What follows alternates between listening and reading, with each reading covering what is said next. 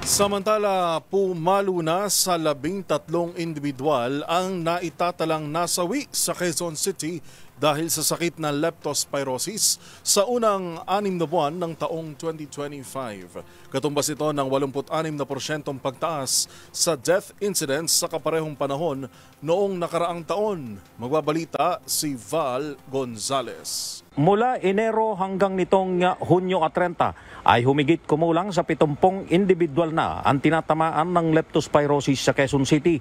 Batay sa record na nilabas ng City Epidemiology and Disease Surveillance Division, 86% ng mas mataas ito kumpara sa naitalang kaso sa kaparehong panahon noong nakalipas na taon.